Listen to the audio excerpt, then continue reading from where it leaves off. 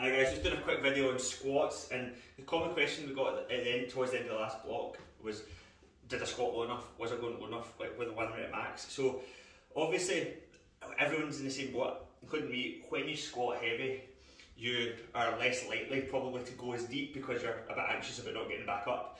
Okay, so the goal is that as your confidence builds, then at the end of the day, like you've only been squatting again for a wee while, the more you do it, the more comfortable you get with just going the same range every time.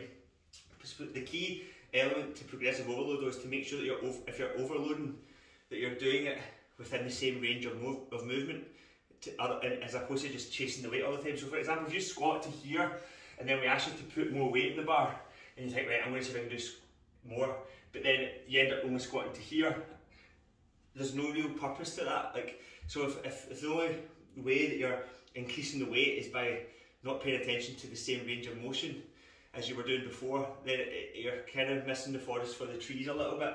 So the idea is that you're trying to get stronger within the same range of movement. So if you're really tall and you're all legs, some folk are more legs than upper body and vice versa, but if you're very long-legged, it's going to be anatomically more difficult for you to squat really low, usually. Not always, but usually. So no one should be squatting the same way. Okay, so some people will squat right down, ass to grass, no problem. Other people won't be able to do that. Part of it will be anatomical, but part of it might just be mobility issues that need work. That's one of the things that we're going to work on in this block is that very thing, a wee bit of squat mobility work. But what I wanted to focus on is trying to come down, so when we're doing the slow squats, trying to come down as low as you comfortably can. So again, maybe before next week, try and ascertain what your squat depth is, what your natural squat depth is. So what I mean by that is how low you can go while holding good form. Okay, so what that means is good form would generally, don't want to take too long to go through it all, but your feet need to remain flat on the floor. So the only way you can go lower is by bringing your toes off the floor. That's not what we're after. Okay, so that's a compensation. So you want to be able to squat as low as you can while keeping your feet nice and firmly on the floor.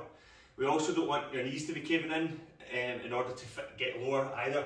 So we want your knees to be straight in line with the feet. Okay, so follow the line of the toes. They can come over the toes as long as the weight distribution stays back through the heel and midfoot and the hip. So there's a huge difference between doing this, okay, and just an evenly loaded squat where the toes come past your knees come past your toes because you're squatting really low. It's a bit of a myth to say your knees shouldn't come past your toes. It's completely contextual depending on why that's happening. And if it's only happening because you can't sit back through your hips, that could be a problem. But if you're sitting back through your hips and then you're going really low, and that's why your knees are going past your toes, it's pretty much going to be absolutely fine.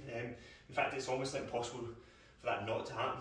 So, on that basis, although the focus on the slow squats is slow, don't go too slow if you can't get the full range that you're capable of. So for example, if you're going this slow and then in 5 seconds your legs go back on, you need to go back up again, so you're not getting the range that you want to, that you're capable of.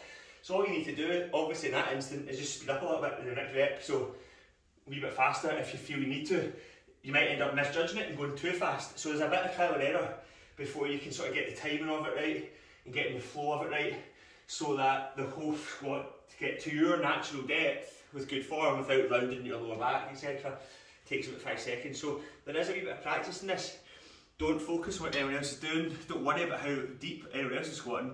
Just focus on building your strength, your range of motion, and getting comfortable with the movement. Final question people have been asking is what weight to do. Beginners, obviously this doesn't apply to you, but those that were at the last block, what weight should I do with the lights if I finish at a 1 minute max of X, okay?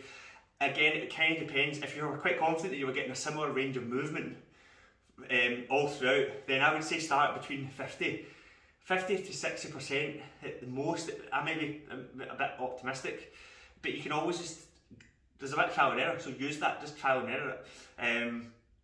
If however you got a 1 minute max and you probably were reducing your range more than you probably needed to because you were keen, because enthusiasm took over and you wanted to see what you can squat and you reduce your range, when you go back to squatting deeper range again, like it might end up being less than 50%, so there's a bit of trial and error here, and that's what the first few sessions can be about. You can work hard, but there's also a bit of like, it gives you the chance to ascertain where you need to be based on where you currently are.